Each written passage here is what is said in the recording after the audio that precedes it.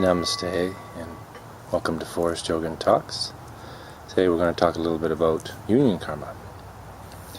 And so, as a prerequisite for this little talk, I would suggest you watch the video on the nature of karma, and in particular the talk on the feminine and masculine energy principles. So you can stop now and go watch those, and if you're back from that, you can have a look at this little diagram that I have on that other video as well. It's a little continuum of the feminine and masculine energy principles. I'm not going to go into detail, but as I mentioned in the last video, in general, someone who finds themselves here on the continuum is drawn to someone the same distance on the other side, like that, and vice versa, continually outward. Closer you are to the center, the more awakened one is. And the point of union karma is to balance the energy principles. The highest teachings of Mahamudra and Mahā'ati and Dzogchen are not possible without balancing the energy principles. As a matter of fact, that teaching in the higher teachings comes just before those, the teachings of union karma.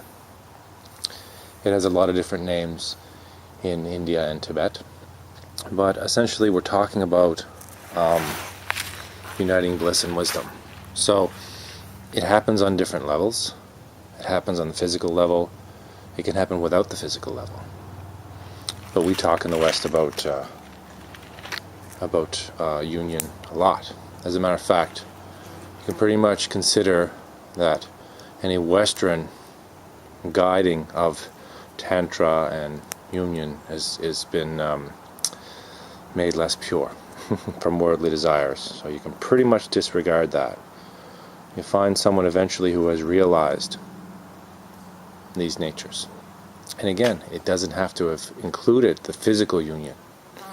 But when the feminine energy principle and the masculine energy principle are balanced, that is the enlightened mind. That is the wisdom.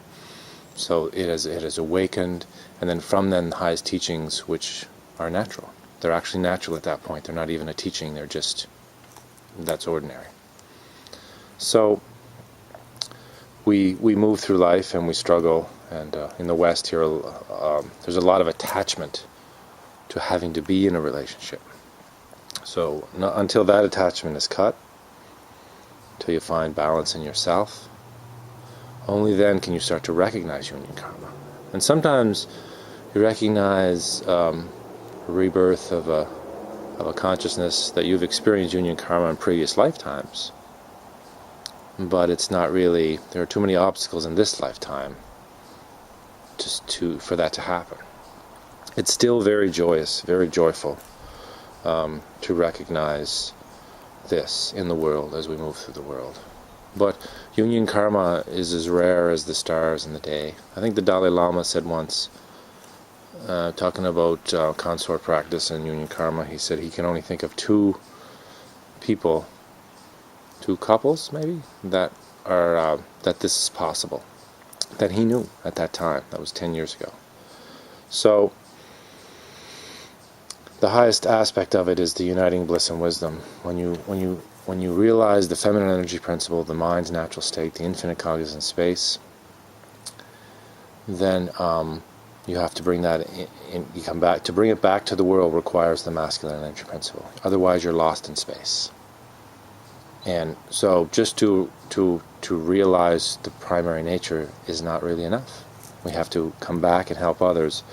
And the feminine energy principle can be discovered in a breath, and the masculine energy principle is like construction work. It's the skillful means, it's the action, it's linear, and that takes lots of time.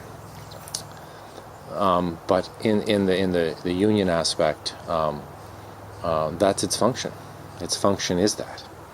I mean, union in Tibet is called yabyam. Yabyam also means a baby, but it also means the union of the feminine and masculine energy principles where they meet. And it does move around, like that continuum that I just showed you, that center balance point moves around depending on the activity. So again, if we cut our attachments to having to be in a relationship, and we move down the path of yoga, we exert ourselves and we let go, then we can start to recognize it gets very simple. The union karma itself gets very simple. But the hard part is cutting the attachment to having to be in a relationship.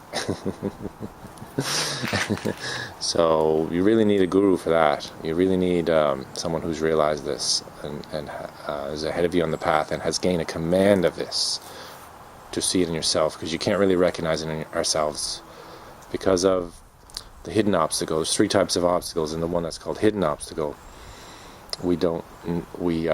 our view is not in accordance with how things are. So we think we've cut our attachments, but it's clear that we haven't, to someone who's realized it. And the skillful means are usually kind and not enough to throw us for a loop. They're gently pointed out, and we continue to work. So again, the union karma is the blending of the masculine and feminine energy principles. It can happen without a relationship. Relationship is traditionally been called the quick path, but it's as rare as the stars in the day. And that bliss, which we get a little too attached to here in the West, the wisdom is in that bliss. The wisdom is there. But not if you have attachment, if you're there attached to sense pleasures or to having to be in a relationship or an image or a projection of karma, then that's not it. All right, well, good luck with that. Anyway, I genuinely hope this helps you on the path of yoga and Dharma. Namaste.